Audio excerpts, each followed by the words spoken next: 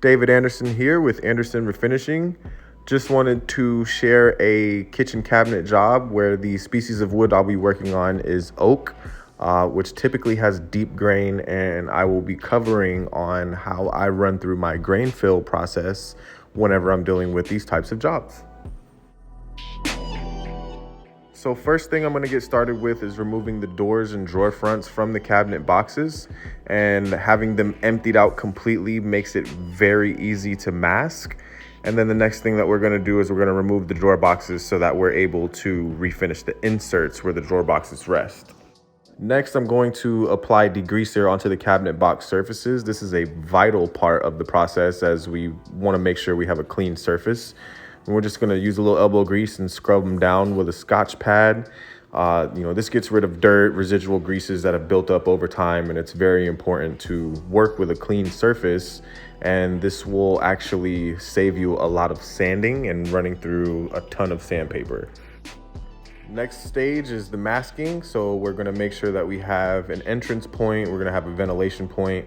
All the countertops, backsplash, walls, appliances, floors, everything will be covered up to aid in spraying and making sure that we're keeping everything clean and free of dust and overspray. So after all the boxes get sanded down, I will then apply primer onto the surfaces and get them ready for grain fill. Now, I've found that primer actually acts as like a highlighting stage to where you can see, the different variations of grain and where they're at, what needs to be filled. It just helps you see, everything that needs to be taken care of cosmetically. After I apply the grain fill in these areas, I will then sand that down, and then I will apply another coat of primer to build up some millage to help that grain be a little bit less defined once we start painting. So the next thing I'm going to do is the quarter rounds I've added onto here and the trim pieces along the side of the box. I want to make sure that all that stuff is all caulked up.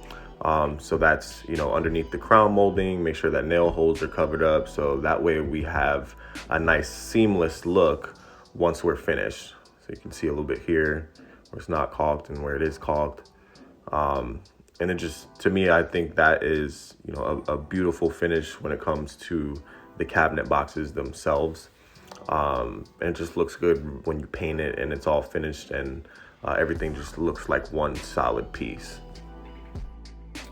And this is the finish. It is a beautiful Swiss coffee color. So then I'm going to add a clear coat onto the surfaces so we have a nice satin finish.